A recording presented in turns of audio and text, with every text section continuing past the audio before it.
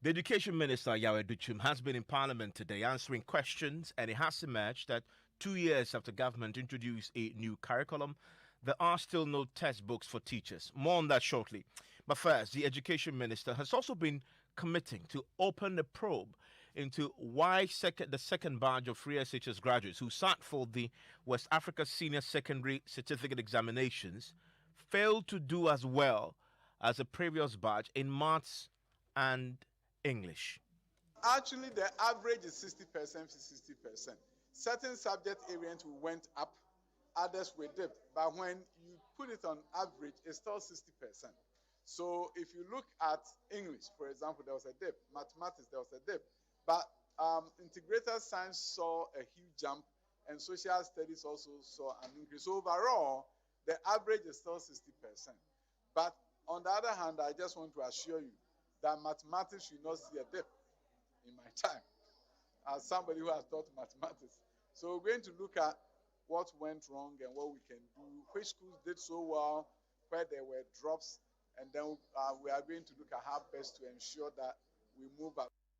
And the statistics bear him out here, because if you look at the breakdown that we've done for English, last year when we had the first batch of free SHS graduates leaving after the WASI exams, they came out for English. They came out with 57.34% pass mark.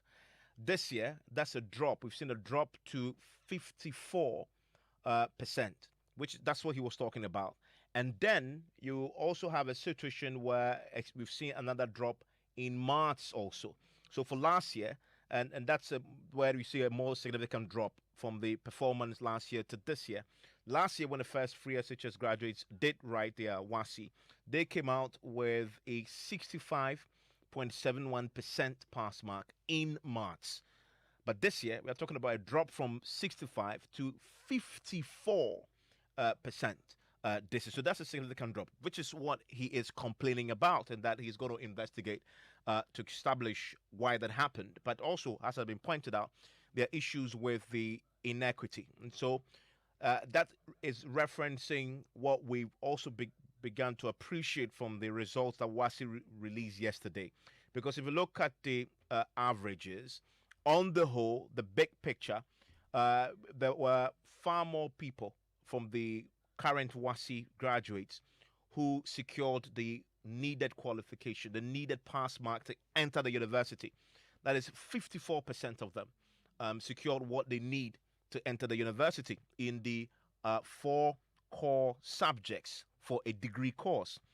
However, 45% of those who start, 45.9%, failed to secure the pass mark to enter the university.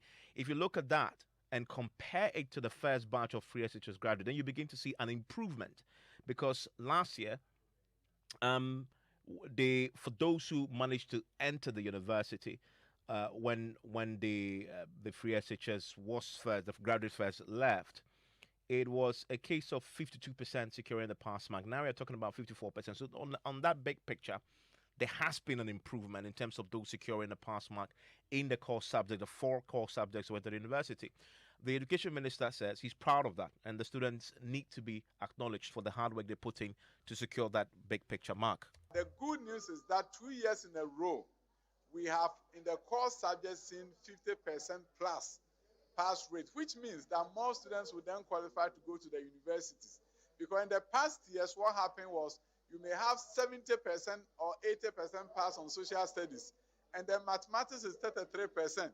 And because mathematics is 33%, you can't have more than 33% of the students going to the university.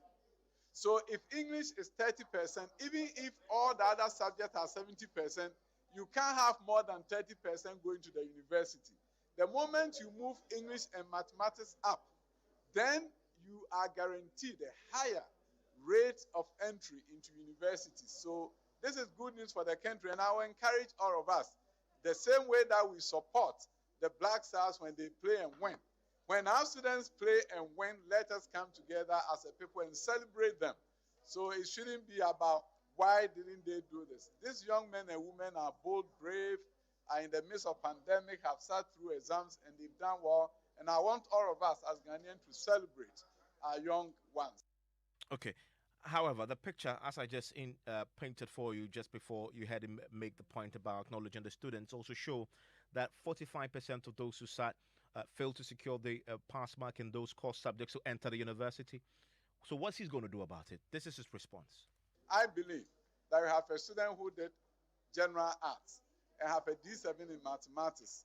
I don't understand why they can move up. But it doesn't mean that you are not going to help them correct the deficiency. What it means is that they can go to the university and do sociology. But in mathematics, they may have to do mathematics 100 and 101 to make up for any deficiency they have in mathematics. Same thing applies to those in science with a lower score, a D7 in English. The fact that they can enter to do engineering doesn't mean that their English should not be improved upon. So our general understanding is that we provide intervention for them, but allow them the opportunity to enter.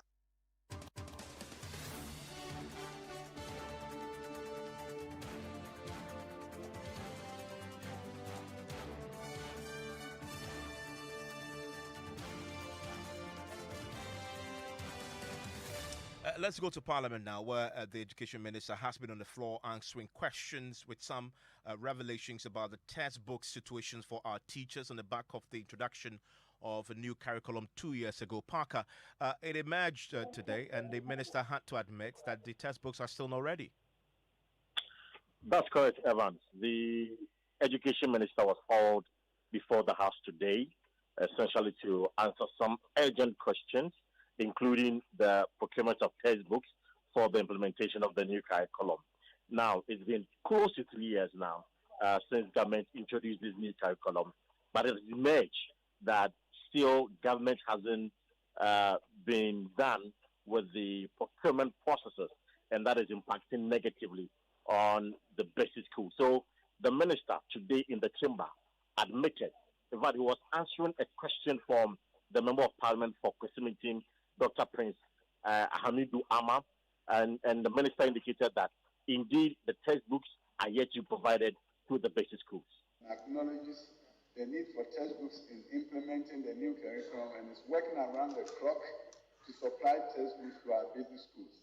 The procurement processes are ongoing and at final quality assurance stage, which will lead to award of contracts.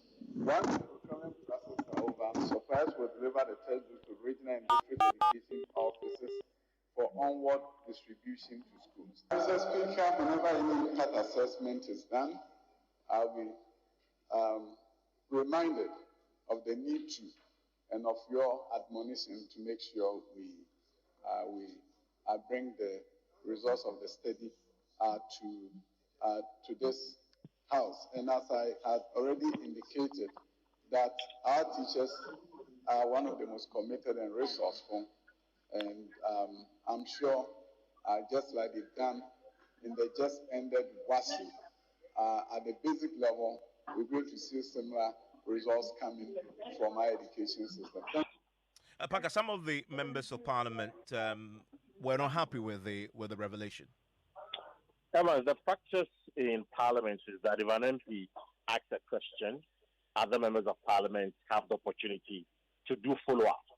And clearly, if you look at the question from the minority, they were not happy with the answers being provided by the Education Minister. One of the minority MPs who was not happy with the information is the Wild West MP, Peter Tiobu. In fact, when the minister, the Wild West MP asked the minister a direct question, whether since the absence of the textbooks, the ministry has made an impact assessment to appreciate the impact, whether it's positive or negative, on the young ones. Now, the minister said that they are yet to do that, and of course, when they do that, they'll put together a report and submit it to the House. In fact, he was not happy with this particular answer because he feels that a critical document, which is the textbooks, which is expected to facilitate learning activities at the basic schools, have not been provided to the teachers. And this is making the teachers and the students very frustrated. And so for him, he believes that the ministry did not think through properly before implementing the new curriculum. How do you introduce a new curriculum without textbooks? And I ask a very simple question as a follow-up. Mr. Minister, what do you think the impact will be on quality of education if teachers will have to be teaching for 2 good years with that reference material, traditional reference material like textbooks? The answer was that they've not done any official impact assessment. And if it is done, we will get the results on the floor of Parliament. But the truth also remains that for 2 good years without the textbooks, everybody, it's common sense that the impact on the quality of the student will definitely not be the best. It won't be the best? It will not be the best. But the minister says even though they are yet to do the impact assessment, teachers have been given the needed resource packages to execute the learning activities in the various schools. You are talking to all of us who have been to school before. It doesn't matter what you've given to the teacher. The student also uses the textbook as a reference material. Where are the textbooks? And as we are even speaking, he's still giving us assurances. Somewhere in June 2021, he gave us 3-month ultimatum that the textbooks were going to be ready. We are in December now. There are no textbooks. And now he's afraid to give us deadlines. What he's saying is that he's assuring us that very soon. They are at the quality assurance stage. Nobody knows when the textbooks will be ready. And in fact, the students are frustrated. The teachers are frustrated. The system itself is frustrated. We only pray that the assurance is given now can be taken seriously. You say they are frustrated. Have you done your own assessment to know that? Look, I have brothers who are teachers. I have sisters who are teachers. And they'll tell you, teaching without a textbook. And the minister is saying that we're giving them some starter packs to be able to use. Teaching without a traditional reference material like the textbook is quite frustrating to any teacher. I've been in the classroom before. And it doesn't matter what you have as a learning tool, as a teaching and learning material. When you get back home, you need to do some references using this textbook to put yourself in the standard that you can get into the class and believe that you are producing students for a better Ghana tomorrow. So for you, the absence of this curriculum for about 2 years, as you talk about, what in your view do you think is really impacting on the education? I think that introducing a new curriculum before thinking about what textbook to use is actually working with your head down.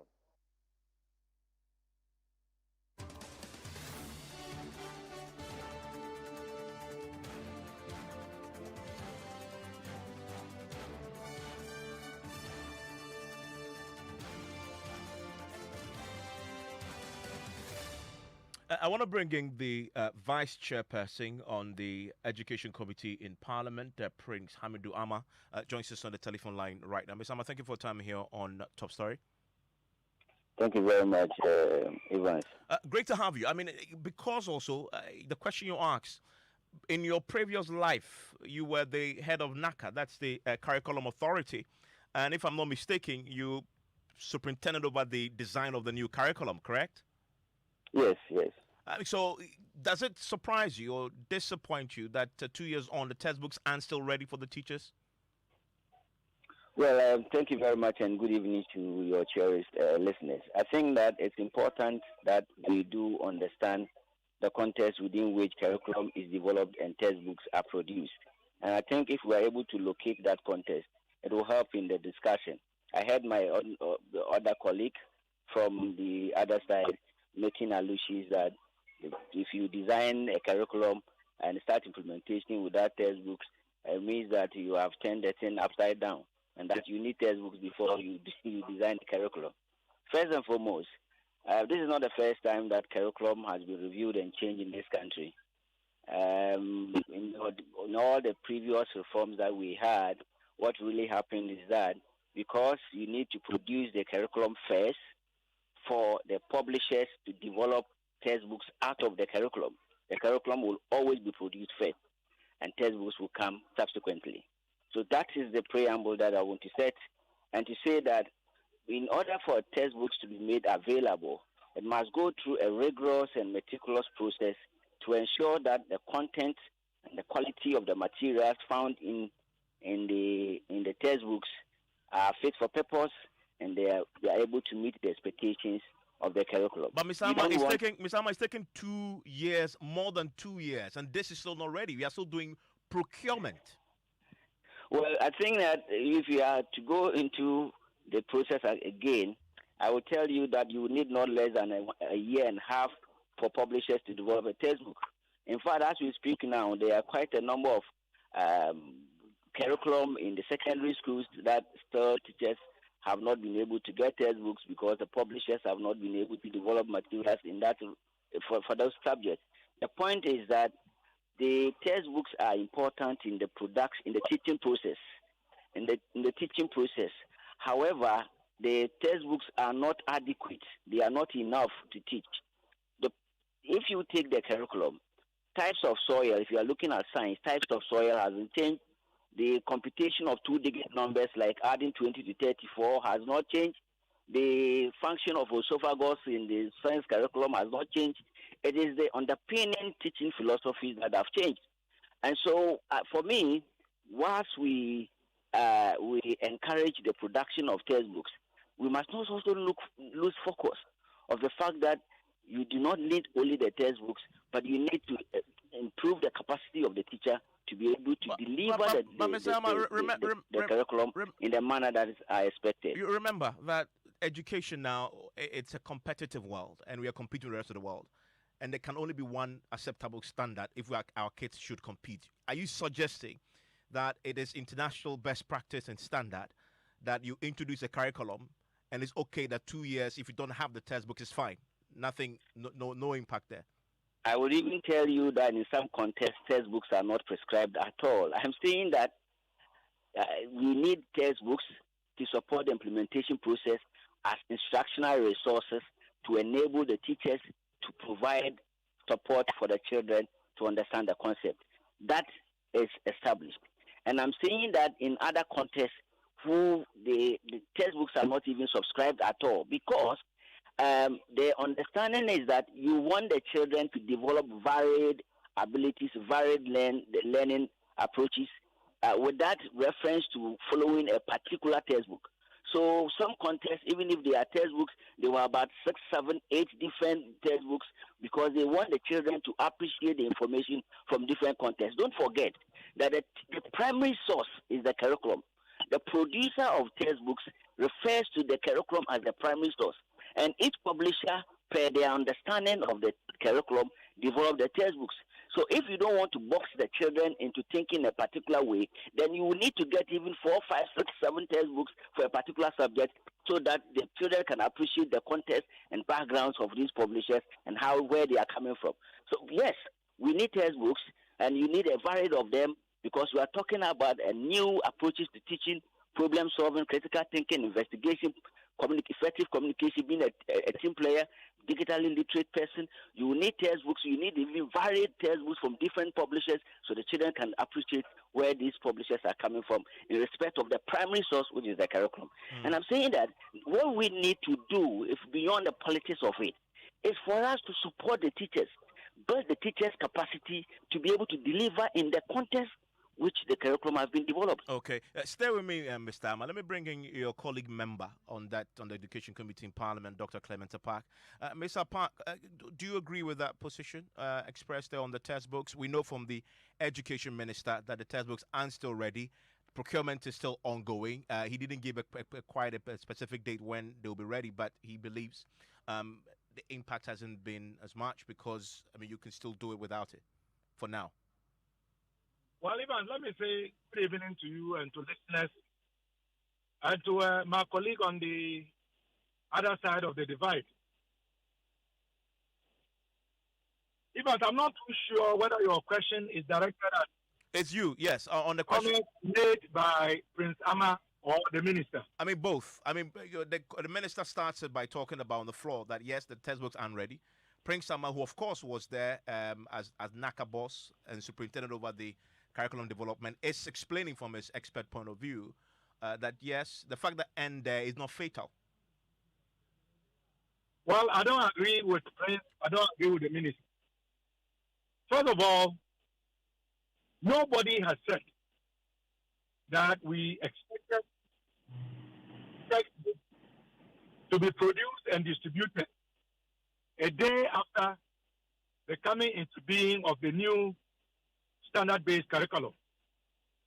But to think that 2 years down the line, we are still speaking about procurement processes, we are speaking about quality control or verification, And we are talking about awarding contracts. Clearly cannot be acceptable. You see, this government had no reason to bring the old curriculum to an immediate end the way it did.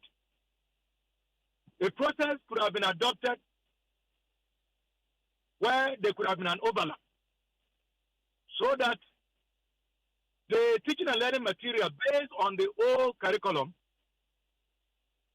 could have still been in use. And I tell you, in many schools, that's what is still happening. Whilst arrangements were being made to produce the books to accompany the new standard-based curriculum.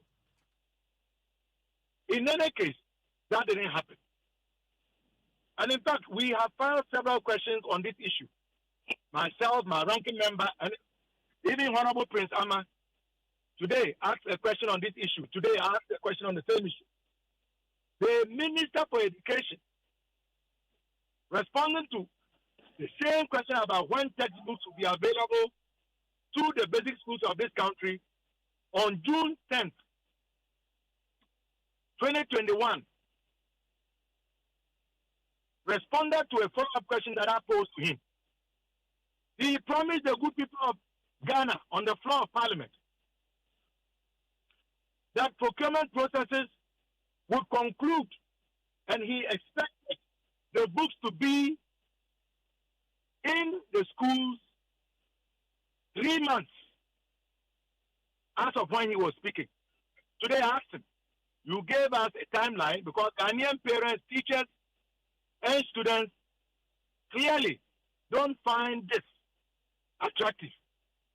The minister could not respond when I held him to account on the basis of a promise he made on the 10th of June, which would have meant that 3 months would have ended at the end of August. Today we are in December. The minister comes to Parliament and offers the same excuse he gave in June.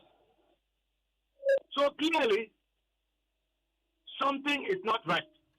But no matter how you look at it, no serious educationist, knowing the value of textbooks as supporting a curriculum by providing a standard and a framework for a systematic and integrated study of a particular subject area would be happy. But this is happening. In the context of everything you said, though, I mean, we saw the WASI results yesterday. The minister, again, has been speaking about it. However, the bigger picture there shows that more of the students who sat this time secured the basic qualification to enter the university, and it's an improvement over last year. What's your reaction to that? But even we were just talking about basic education, but you now want us to talk about... Yeah, I want to talk about WASI now. Very well. Well, I have seen the release that was put out by WAIC. I am here to do a detailed analysis. But even based on that release itself, if you look at the numbers of students who would not gain admission into any of our tertiary institutions, it is alarming. It's 45%. But if you look at those who gain admission, which is in excess of 50%, it is actually higher. That number is higher than last year. But is that good enough? Yeah, but year on year, it's an improvement. Even after we have expended 68 or 34 million to provide past questions for them, shouldn't we be seeing a much more bigger improvement? You see, Evans, I want to challenge you to get the full complement of the results when they are published and do your analysis. Do you know that some schools scored 0 last year in WASI, and this year some are bound to score 0? That's true. In fact, the education minister has announced today that he's going to investigate that. He's setting up a probe into that. Last year, 22 schools scored 0. This year, we are waiting for the full details. What accounts for that? There's also the disparity between the urban areas and the rural areas, disparity between the northern sector and the southern sector. So there are a lot of challenges, and we ought to address the issues that Charles presented at the end of his 59th conference in Bolgatanga. You must support the education minister announcement today that he's going to set up a probe then into all these matters you've raised. You must support it. Yes, I agree. I think we need to probe, just like I filed a motion which has been admitted to probe the procurement of past questions and how effective it was in terms of value for money. Let me give a quick word to Mr. Amma on this WASI outcome. Mr. Amma, what's your own reading into the WASI outcome? Very briefly. Thank you very much, Evans. If you do understand the context within which the WASI was introduced, you would appreciate that, look, having these numbers of children passing the exams is quite remarkable. WASI is a matriculation examination. WASI and its antecedent exams called A-level was designed to select few people to go to tertiary education.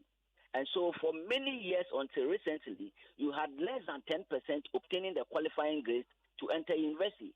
If within these few years, in 2021, you have 54% getting obtaining the qualifying grades in English, 54% again in math, 65% in science, and 66% in social studies. That is quite remarkable, and we must encourage the teachers, congratulate the teachers for their hard work, congratulate the children for doing very well, because the exams itself was designed in a manner to select very few people. Well, we have more than 50%. Look, go to across the world and find out matriculation examination. What is the percentage mark?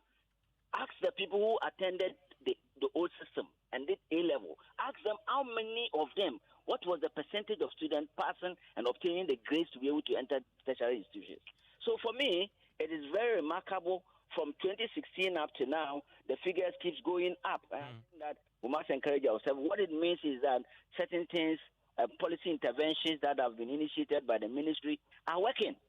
Prince Sam, I'm grateful that you joined me. Dr. Clement Park, thank you too. We'll hear from the teachers pretty shortly on the absence of the test books. We'll hear from them themselves on how its absence is affecting them, especially as they've been implementing the new curriculum for the last 2 years. And then, of course, we'll delve into the think tank, Africa Education Watch. Kofi Sari will join us with your thoughts. If you're a parent, education affects everybody's life. Send me your thoughts, 055 11 11 997. News Night starts in a minute.